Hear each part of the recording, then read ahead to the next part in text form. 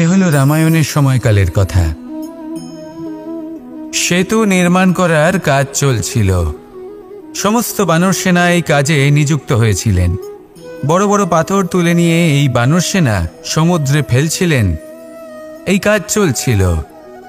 এমন সময় ছোট্ট একটা কাঠবিড়ালি এলো। ছোট ছোট মাটির ডেলা হাতে নিয়ে সাগরের কাছে যাচ্ছিল আর বড় বড় পাথরের পাশে রেখে দিচ্ছিল। যথাসম্ভব সেখানে রেখে আসছিল। সারা দিন ধরে সে এই পরিশ্রম করেই যাচ্ছিল। এবার শ্রীরাম তার এই কাজ দেখতে পেলেন। সেই ছোট্ট কাঠবিড়ালিটিকে নিজের হাতে তুলে নিলেন এবং অত্যন্ত ভালোবেসে তার পিঠে হাত বুলিয়ে দিলেন। কথায় আছে যে কাঠবিড়ালির পিঠে যে দাগ আছে সেই 3টি দাগ এসেছে শ্রীরামচন্দ্রের 3 আঙুলের থেকে। যে কাজ আপনি করছেন তাতে সমস্ত শক্তি প্রয়োগ করুন। যতটা আপনার সামর্থ্য রয়েছে, যতটা আপনার প্রতিভা রয়েছে, সম্পূর্ণভাবে উৎসর্গ করে দিন। ঠিক এমনভাবে কর্ম করুন। সেই কাঠবিড়ালি কিন্তু তাই করেছিল। সেই জন্য শ্রীরামের সাথে সেও সেই কাহিনীতে অমর হয়ে গেছিল। সম্পূর্ণ শক্তি প্রয়োগ করুন, সম্পূর্ণ সামর্থ্যের সাথে কর্ম করুন, কারণ এটাই হলো শ্রেষ্ঠ পথ কোনো কর্ম করার। আসুন আমার সাথে ভালোবেসে বলুন, রাধা রাধা।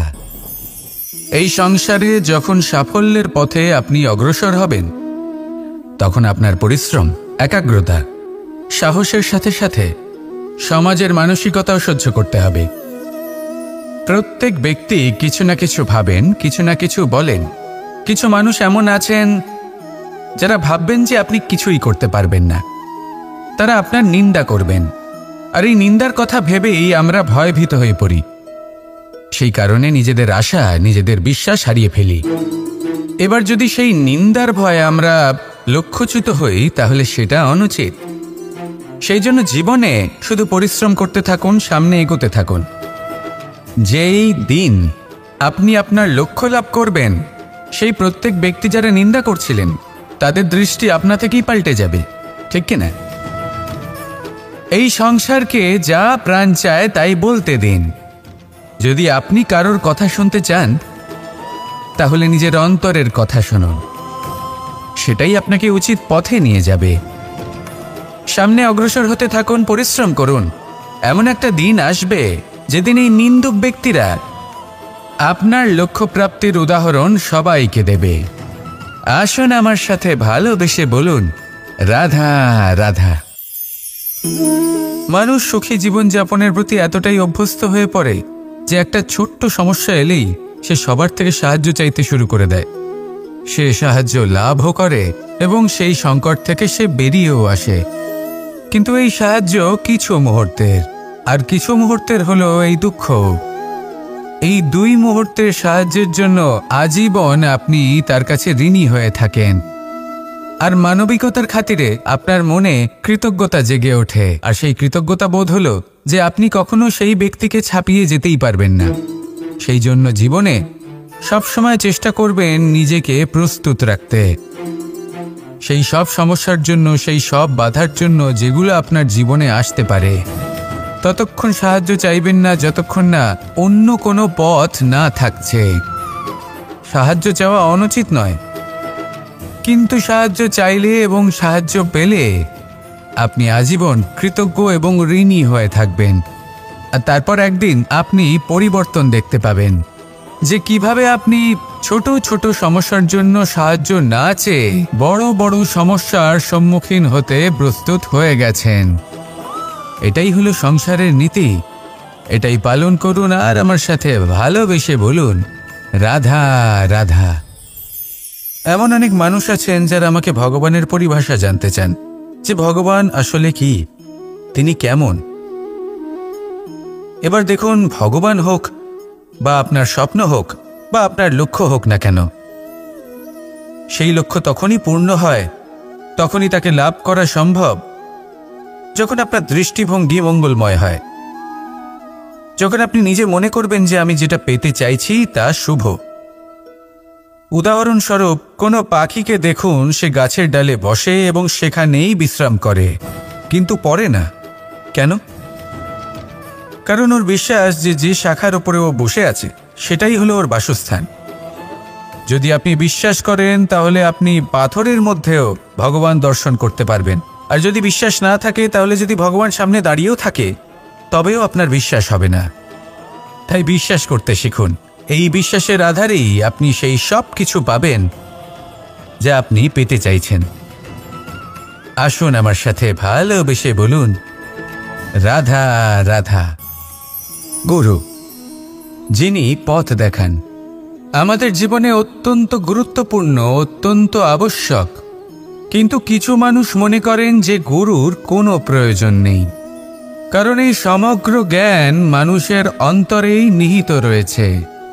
এবার প্রশ্ন এটাই, যদি সমস্ত জ্ঞান মানুষের অন্তরে নিহিত থাকে তাহলে গুরুর কি প্রয়োজন? আর যারা আজ পর্যন্ত গুরুকে মেনে এসেছেন তারা কি অনুচিত করেছেন? এর উত্তর আমি আপনাকে দেব একটা উদাহরণ দ্বারা।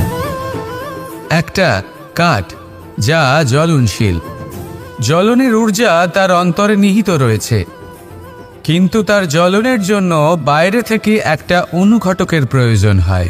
এই অনুঘটকই হলেন আপনার গুরু। উত্তাপ যা একটা কাঠকে জ্বালাতে পারে, সেই উত্তাপ হলো গুরুর প্রচেষ্টা।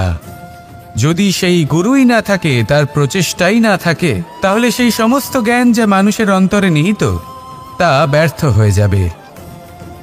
যদি আপনার সাথে আপনার গুরু থাকেন, আপনার পথ প্রদর্শন করেন, আপনার অন্তরের জ্ঞানকে বাইরে নিয়ে আসতে পারেন, তাহলে তাকে সম্মান করুন আর আমার সাথে ভালোবেসে বলুন, রাধা রাধা।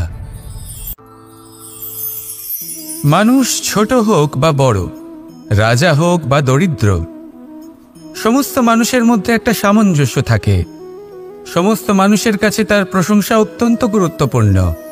সে খুবই প্রসন্ন হয় যদি আপনি তার প্রশংসা করেন, কিন্তু আপনি যদি তাকে এটা বলেন যে এটা তোমার ভুল ছিল, তোমার কিছু খামতি ছিল, তখন সেটা সে মানতে রাজিই থাকে না। সব মানুষ এটা শুনতে পছন্দ করে যে সে যেটা করেছে সেটাই সর্বোত্তম। এবার আমি আপনাকে একটা কথা বলি, এই হলো নিন্দা, এই হলো প্রশংসা, আর এই হলো সত্য, যা সবার থেকে উচ্চস্থানীয়। সেই জন্য মানুষ আয়না দেখে। আয়না তাকে তার সৌন্দর্য দেখায় না, তাকে দেখায় যা সত্য, যাতে মানুষ আরও সুন্দর হওয়ার চেষ্টা করতে থাকে। তাই আয়না অত্যন্ত গুরুত্বপূর্ণ সত্যকে জানার জন্য। জীবনে নিন্দুকের মাহাত্ম্য প্রশংসকের মাহাত্ম্যের থেকে অনেক বেশি। কেন? কারণ তারা আপনাকে আপনার খামতি দেখায়, আপনার ভুলগুলো বুঝিয়ে দেয়, আপনাকে একটা সুযোগ দেয় নিজেকে শুধরে নিতে, নিজেকে আরো শ্রেষ্ঠ করে তুলতে, যা প্রশংসক করতে পারে না। তাই জীবনে যদি কখনো নিন্দা করা হয়, তাকে ভালোবেসে গ্রহণ করুন, ধন্যাত্মক রূপে গ্রহণ করুন। যদি নিজেকে কোনো শিক্ষা দেওয়া সম্ভব হয় তাহলে অবশ্যই দিন। দেখবেন মন প্রসন্ন হয়ে বলবে, রাধা রাধা। জীবনে কখনো সাফল্য আসে, আবার কখনো অসফলতা, কখনো আশা পাওয়া যায়, কখনো নিরাশা, কখনো জয় লাভ করি, আবার কখনো পরাজয়। এর পেছনের কারণটা জানা অত্যন্ত প্রয়োজনীয়। যদি আমি পরাজয়ের কথা বলি, যখনই আমরা পরাজয় লাভ করি আমরা ভাবতে থাকি যে এমন কেন হলো? আমাদের শত্রু কি বেশি শক্তিশালী ছিল, নাকি আমাদের নীতিতে কোনো খামতি ছিল? এই সমস্ত কারণের পেছনে খুব বড় একটা কারণ থাকে, আর সেই কারণ আমাদের অন্তরে সুপ্ত থাকে। ধরে নিন একটা পথ, তাতে আপনি চলছেন, সেই পথ কাঁটায় পরিপূর্ণ, কিন্তু আপনি পাদুকা পরে রয়েছেন আর আপনি হেঁটে সামনে এগিয়ে যান। এবার এমন একটা পথ এলো যা পুষ্পে ঢাকা, আর আপনি পাদুকা পরে রয়েছেন, কিন্তু আপনার পাদুকাতে একটা পাথর আটকে গেল। তখন দু পা হাঁটাও খুব কঠিন হয়ে পড়ে। এই সংসারের যে কোনো শক্তি আপনাকে পরাস্ত করার পূর্বে আপনি জানেন কে আপনাকে পরাস্ত করতে পারে? আপনার অন্তরের দুর্বলতা, আপনার অন্তরের সেই সুপ্ত শত্রু। আর সেই জন্য ইতিবাচক মনোভাব গুরুত্বপূর্ণ হয়ে পড়ে। ভালো মানুষদের সাথে থাকুন, সৎসঙ্গে থাকুন, বন্ধুত্ব করুন, ভালোবাসুন, এই ভালোবাসা এত শক্তিশালী এক অস্ত্র যাকে ব্রহ্মাস্ত্র পরাস্ত করতে পারে না। এই সমস্যারূপী পাথর কিছুই নয়। আসুন আমার সাথে ভালোবেসে বলুন, রাধা রাধা। মানুষের দুটো রূপ রয়েছে। এক, আমাদের এই মুখ যা শুধুই চোখে দেখা যায়, আর দ্বিতীয় আমাদের এই মন যা শুধুমাত্র অন্তরাত্মা দ্বারা দেখা যায়। এবার আমাদের এই মুখ তা ঈশ্বর সকলকেই আগে থেকেই প্রদান করেছেন, কিন্তু এই মন কেমন হবে তা আমাদের জীবনের অনুভূতি এবং আমাদের জীবনের লক্ষ্য এগুলি সুনিশ্চিত করে। অর্থাৎ নেত্র দিয়ে দেখা যায় আমাদের এই মুখ, তা শুধুই এই কারণে প্রয়োজন যাতে সংসার আমাদের দেখতে পায়, আমাদের চিনতে পারে। কিন্তু যদি এই সংসারে আপনি প্রকৃত অর্থে মান সম্মান লাভ করতে চান, তাহলে নিজের অন্তরাত্মাকে আপনাকে বিকশিত করতেই হবে। দেখুন, কথায় আছে এই যে অসুর, তা শারীরিকভাবে উপস্থিত নয়, তা মনের মধ্যে থাকে। যদি এই মন থেকে অসুরকে বের করে দেওয়া যায়, তাহলে শরীরে তা উপস্থিত থাকবেই না। তাই মনকে শুদ্ধ করুন আর আমার সাথে ভালোবেসে বলুন, রাধা রাধা। মানুষ যখনই একে অপরের সামনে নিজেদের হৃদয়ের ভাবনা প্রকাশ করে, তখন এক অত্যন্ত প্রভাবশালী মাধ্যম তারা ব্যবহার করে, যাকে ভাষা বলা হয়। এবার আমি দেখেছি যে একজন মানুষ অনেকগুলো ভাষাতেই নিপুণ। আমি এটাও দেখেছি যে মানুষ অনেকগুলো ভাষায় কথা বলে, কখনো কখনো অনেক ভাষা মিলিত করে তার প্রয়োগ করে, উচিত প্রকারে তাকে ব্যবহার করে না, না সেটাকে সম্মান করে, আর না ভাষাকে শুদ্ধ রাখে। আর এটা হলো অনুচিত। যদি ভাষাকে শুদ্ধ রাখেন, তাহলে ভাষা আপনার চরিত্রকে শুদ্ধ রাখবে, তা আপনার একাগ্রতা বাড়িয়ে তুলবে। এই প্রত্যেক ধ্বনিকে অনুভব করে যদি আপনি শব্দের উচ্চারণ করেন, ভাষাকে প্রয়োগ করেন, তাহলে আপনিও আনন্দ পাবেন, আর যিনি শুনছেন সেই ব্যক্তির কানেও মধুর শব্দ বাজবে। তাই মনে রাখবেন, যে ব্যক্তি ভাষার পবিত্রতাকে সম্মান করে, তাকে সংসারও সম্মান করে। ভাষাকে শুদ্ধ এবং পবিত্র রাখুন, তাহলে ভাষা আপনার চরিত্রকেও শুদ্ধ এবং পবিত্র রাখবে। আর এই মন সুপ্রসন্ন হয়ে বলবে, রাধা রাধা। असतो मा सद्गमय, तमसो मा ज्योतिर्गमय, মৃত্যুর্মা মৃতঙ্গময়। জ্ঞান সেটাই যা অসত্য থেকে সত্যের পথে চালিত করে। প্রকাশ সেটাই যা অন্ধকার থেকে আলোর পথে নিয়ে আসে। জীবন সেটাই যা মৃত্যু থেকে অমরত্বের পথে নিয়ে যায়। এবার এই তিনটে, জ্ঞান, জীবন এবং প্রকাশ, একই রকম। শূন্য থেকে এর উৎপত্তি হয় এবং আস্তে আস্তে আপনার জীবনে বিস্তার লাভ করে। এবার আমরা এটাই ভাবি যে কেমন করে এই তিনটিকে আগলে রাখা যায়। এর উত্তর হলো, এদের আগলে রাখার প্রয়োজনই নেই, ভাগ করে দিতে হবে। কোনো বৃক্ষকেই দেখে নিন, একটি বৃক্ষ অনেক বছর ধরে বেঁচে থাকে। কেন?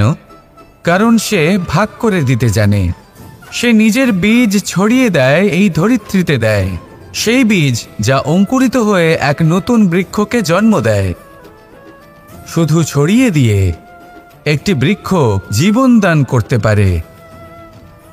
যদি কোনো ব্যক্তি জ্ঞান ছড়াতে শিখে যান, যদি প্রকাশ, আলোর কিরণ ছড়িয়ে দিতে শিখে যায়, কোনো ব্যক্তি তার জীবনের সুখ ছড়িয়ে দিতে শিখে যান, তাহলে তিনি মৃত্যুর পরও মৃত হন না।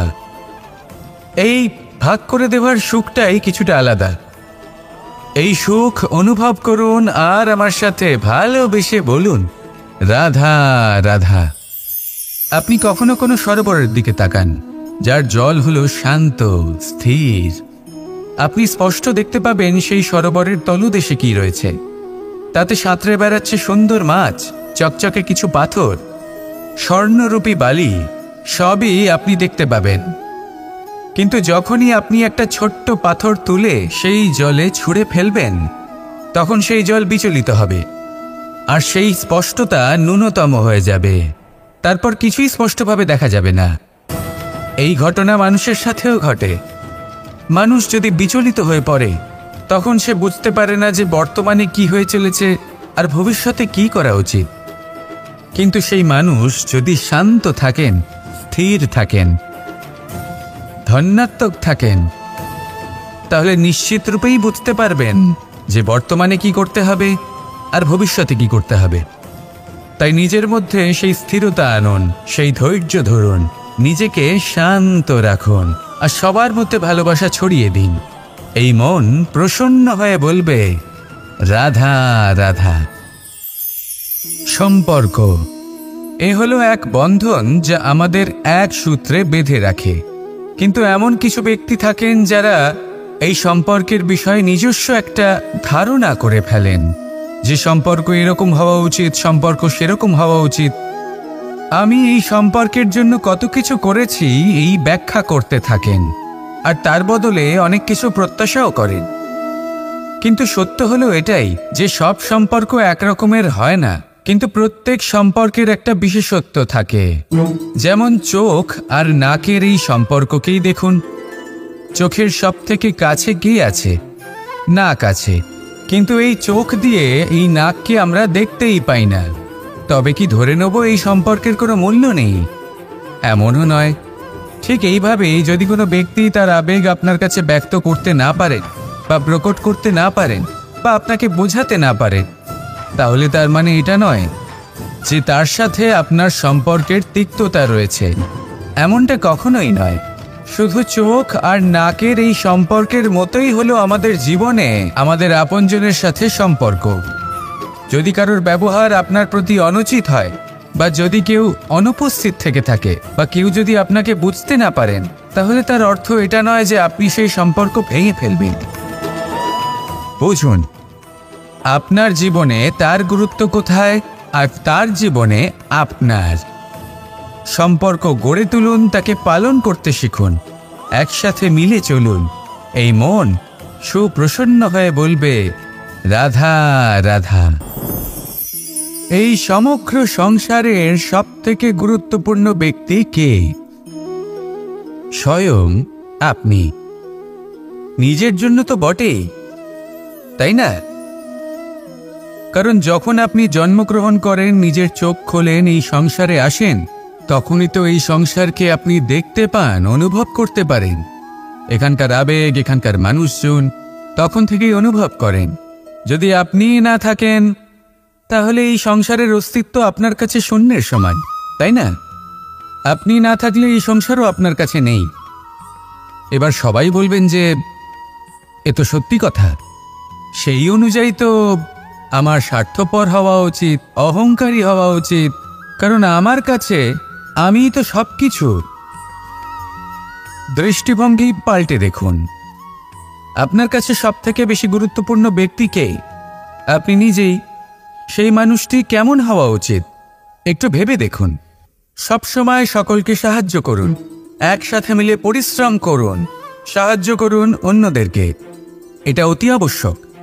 এবং তার থেকেও বেশি গুরুত্বপূর্ণ হলো এটাই যে আপনার মনে যেন কখনো এই বিষয়ে ভয় না থাকে যে আমি আমার প্রিয়জনদের, আমার কাছের মানুষগুলিকে হারিয়ে ফেলব। এই ভয় কখনোই মনের মধ্যে থাকা উচিত নয়। যদি ভয় থাকে তাহলে থাকুক এই বিষয়ে যে সকল মানুষ আমার জীবন থেকে, আমার থেকে দূরে চলে যাচ্ছেন, তাদের বাধা দিতে দিতে আমি যেন নিজেকেই না হারিয়ে ফেলি, নিজের অস্তিত্বকেই না হারিয়ে ফেলি, নিজের ব্যক্তিত্বকে, নিজের বিচারধারাকে, নিজের করুণার শক্তি না হারাই। তাহলে এই ভয় ত্যাগ করুন আর আমার সাথে ভালোবেসে বলুন, রাধা রাধা। এই ফল কি তা বলার কোনো প্রয়োজন নেই। এই ফল কতটা সুস্বাদু সেটাও বলার কোনো প্রয়োজন নেই। ধরুন এমন কোনো মানুষ আসলেন যিনি জানেন না এটা কোন ফল। তিনি এটা দেখে ভাববেন এ তো কাঁটার একটা গুচ্ছ মনে হচ্ছে, নিয়ে ফেলে দেবেন। সেখানে দ্বিতীয় কোনো ব্যক্তি যিনি বুঝদার, তিনি দেখবেন, ভাববেন যে প্রকৃতি এর গায়ে এত কাঁটা কেন দিয়েছে? অবশ্যই সুরক্ষার জন্য দিয়েছে, অর্থাৎ ভিতরে অবশ্যই অমূল্য কিছু রয়েছে। সেই ধরনের ব্যক্তি এই ফলের অন্তরে প্রবেশ করেন এবং এই ফলের আনন্দ উপভোগ করেন। এরকমই কিছুটা আমাদের সংসারেও আমরা দেখতে পাই। প্রত্যেক দিন আমরা নতুন নতুন মানুষের সাথে পরিচিত হই। এমন কিছু ব্যক্তি থাকেন যাদের সাথে প্রথম আলাপের পর আমাদের এটা মনে হয় যে এই ব্যক্তিকে দেখে একটু রাগী ব্যক্তি মনে হচ্ছে, বড়ই অহংকারী বোধ হচ্ছে, উদ্ধত মনে হচ্ছে।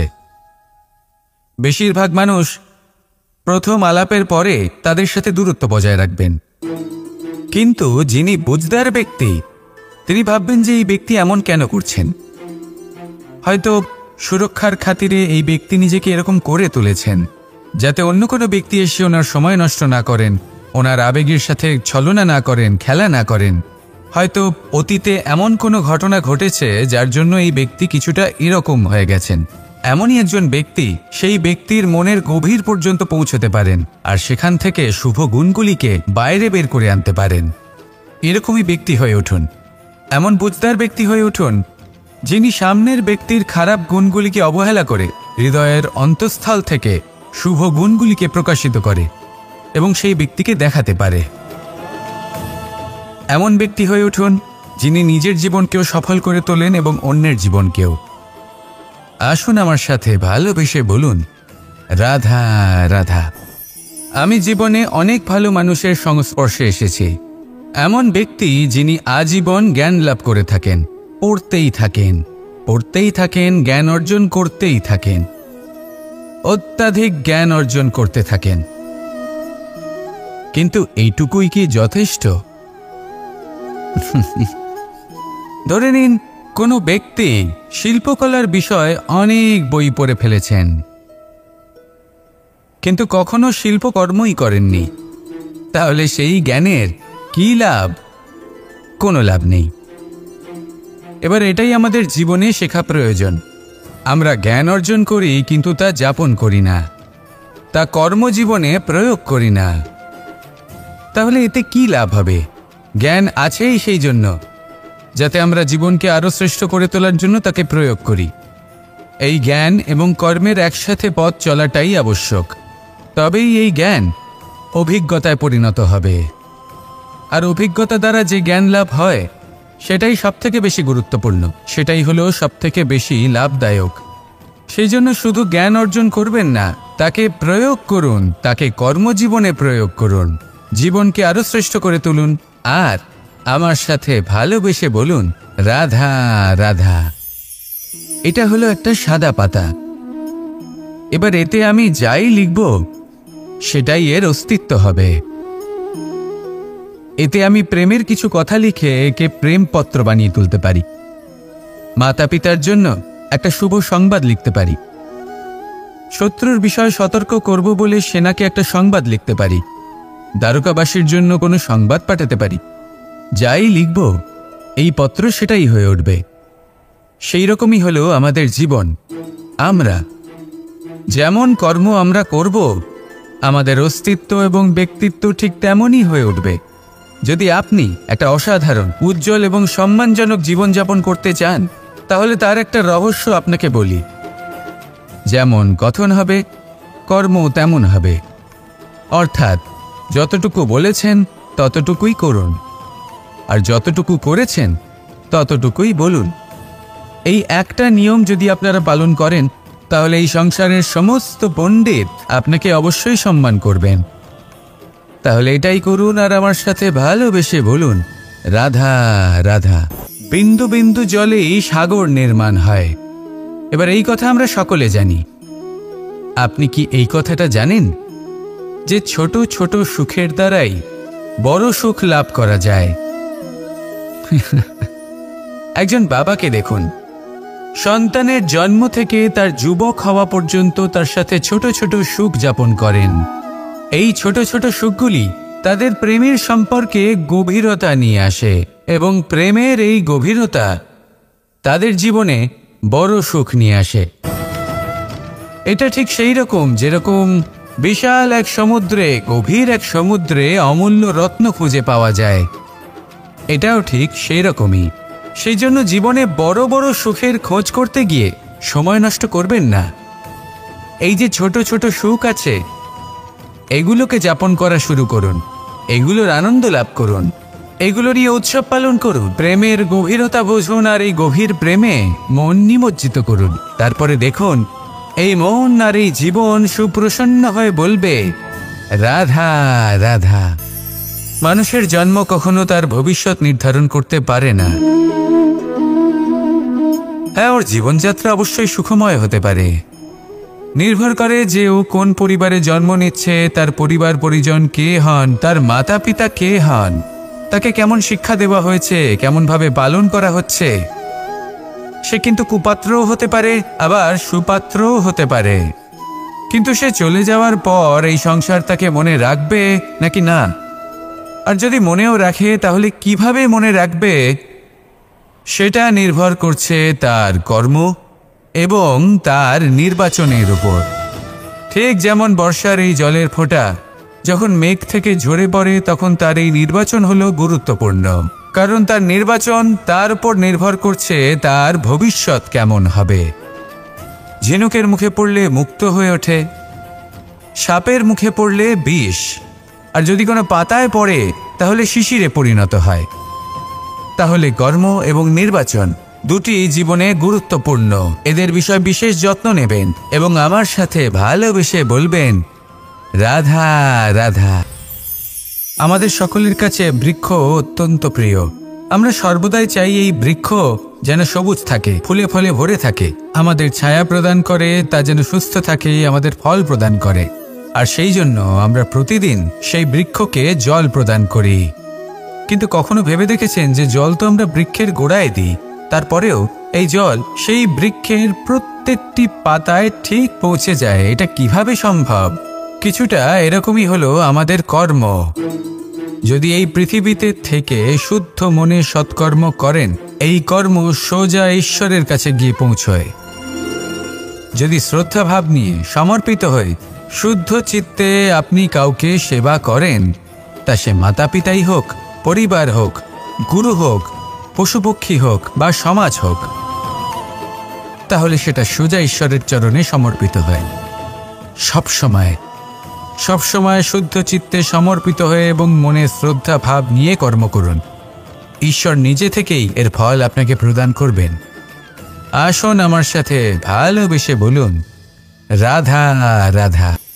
ইচ্ছে এবং চেষ্টা এই দুই মানুষের মধ্যে আছে, কিন্তু এই দুইয়ের মধ্যে সামঞ্জস্য থাকা খুব প্রয়োজন। আপনার যা ইচ্ছে সেটা পূর্ণ করার জন্য চেষ্টার প্রয়োজন তো অবশ্যই। আপনি যে স্বপ্ন দেখেন সেটা পূর্ণ করার জন্য নিদ্রা ত্যাগ করে চেষ্টা করা অত্যন্ত প্রয়োজনীয়, নয়তো এই স্বপ্ন কখনোই পূর্ণ হবে না।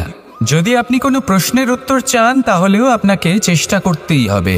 জীবনে যদি সামনে এগোতে হয় তাহলে পাকে কষ্ট দিয়ে সামনে এগোতে হবে, চেষ্টা অবশ্যই করতে হবে। যদি আপনি চেষ্টা না করেন, পরিশ্রম না করেন, তাহলে এই সংসার আপনাকে পেছনে ফেলে সামনে এগিয়ে যাবে। নিজের ইচ্ছেগুলিকে মন থেকে বাস্তবে আনুন আর চেষ্টার দ্বারা তাকে সার্থক করুন। এই মন প্রসন্ন হয়ে বলবে রাধা রাধা। এ হলো রামায়ণের সময়কালের কথা। সেতু নির্মাণ করার কাজ চলছিল। সমস্ত বানর সেনা এই কাজে নিযুক্ত হয়েছিলেন। বড় বড় পাথর তুলে নিয়ে এই বানর সেনা সমুদ্রে ফেলছিলেন। এই কাজ চলছিল। এমন সময় ছোট্ট একটা কাঠবিড়ালি এলো। ছোট ছোট মাটির ডেলা হাতে নিয়ে সাগরের কাছে যাচ্ছিল আর বড় বড় পাথরের পাশে রেখে দিচ্ছিল, যথাসম্ভব সেখানে রেখে আসছিল। সারা দিন ধরে সে এই পরিশ্রম করেই যাচ্ছিল। এবার শ্রীরাম তার এই কাজ দেখতে পেলেন। সেই ছোট্ট কাঠবিড়ালিটিকে নিজের হাতে তুলে নিলেন এবং অত্যন্ত ভালোবেসে তার পিঠে হাত বুলিয়ে দিলেন। কথায় আছে যে কাঠবিড়ালির পিঠে যে দাগ আছে সেই 3টি দাগ এসেছে শ্রীরামচন্দ্রের 3 আঙুলের থেকে। যে কাজ আপনি করছেন তাতে সমস্ত শক্তি প্রয়োগ করুন, যতটা আপনার সামর্থ্য রয়েছে, যতটা আপনার প্রতিভা রয়েছে, সম্পূর্ণভাবে উৎসর্গ করে দিন। ঠিক এমনভাবে কর্ম করুন। সেই কাঠবিড়ালি কিন্তু তাই করেছিল। সেই জন্য শ্রীরামের সাথে সেও সেই কাহিনীতে অমর হয়ে গেছিল। সম্পূর্ণ শক্তি প্রয়োগ করুন, সম্পূর্ণ সামর্থ্যের সাথে কর্ম করুন, কারণ এটাই হলো শ্রেষ্ঠ পথ কোনো কর্ম করার। আসুন আমার সাথে ভালোবেসে বলুন, রাধা রাধা। এই সংসারে যখন সাফল্যের পথে আপনি অগ্রসর হবেন, তখন আপনার পরিশ্রম, একাগ্রতা, সাহসের সাথে সাথে সমাজের মানসিকতাও সহ্য করতে হবে। প্রত্যেক ব্যক্তি কিছু না কিছু ভাবেন, কিছু না কিছু বলেন। কিছু মানুষ এমন আছেন যারা ভাববেন যে আপনি কিছুই করতে পারবেন না, তারা আপনার নিন্দা করবেন। আর এই নিন্দার কথা ভেবেই আমরা ভয়ভীত হয়ে পড়ি। সেই কারণে নিজেদের আশা, নিজেদের বিশ্বাস হারিয়ে ফেলি। এবার যদি সেই নিন্দার ভয়ে আমরা লক্ষ্যচ্যুত হই, তাহলে সেটা অনুচিত। সেই জন্য জীবনে শুধু পরিশ্রম করতে থাকুন, সামনে এগোতে থাকুন। যেই দিন আপনি আপনার লক্ষ্য লাভ করবেন, সেই প্রত্যেক ব্যক্তি যারা নিন্দা করছিলেন, তাদের দৃষ্টি আপনা থেকেই পাল্টে যাবে, ঠিক কিনা? এই সংসারকে যা প্রাণ চায় তাই বলতে দিন। যদি আপনি কারোর কথা শুনতে চান, তাহলে নিজের অন্তরের কথা শুনুন। সেটাই আপনাকে উচিত পথে নিয়ে যাবে। সামনে অগ্রসর হতে থাকুন, পরিশ্রম করুন। এমন একটা দিন আসবে যেদিন এই নিন্দুক ব্যক্তিরা আপনার লক্ষ্য প্রাপ্তির উদাহরণ সবাইকে দেবে। আসুন আমার সাথে ভালোবেসে বলুন, রাধা রাধা। মানুষ সুখী জীবনযাপনের প্রতি এতটাই অভ্যস্ত হয়ে পড়ে যে একটা ছোট্ট সমস্যা এলেই সে সবার থেকে সাহায্য চাইতে শুরু করে দেয়। সে সাহায্য লাভও করে এবং সেই সংকট থেকে সে বেরিয়েও আসে। কিন্তু এই সাহায্য কিছু মুহূর্তের, আর কিছু মুহূর্তের হলো এই দুঃখ।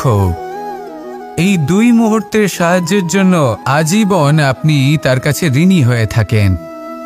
আর মানবিকতার খাতিরে আপনার মনে কৃতজ্ঞতা জেগে ওঠে। আর সেই কৃতজ্ঞতা বোধ হলো যে আপনি কখনো সেই ব্যক্তিকে ছাপিয়ে যেতেই পারবেন না।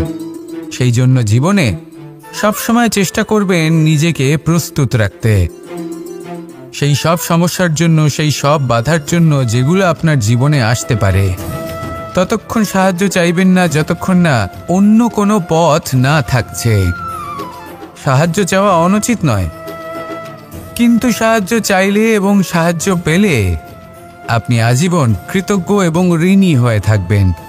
আর তারপর একদিন আপনি পরিবর্তন দেখতে পাবেন যে কিভাবে আপনি ছোট ছোট সমস্যার জন্য সাহায্য না চেয়ে বড় বড় সমস্যার সম্মুখীন হতে প্রস্তুত হয়ে গেছেন। এটাই হলো সংসারের নীতি।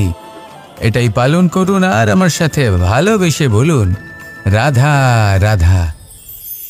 এমন অনেক মানুষ আছেন যারা আমাকে ভগবানের পরিভাষা জানতে চান, যে ভগবান আসলে কি, তিনি কেমন।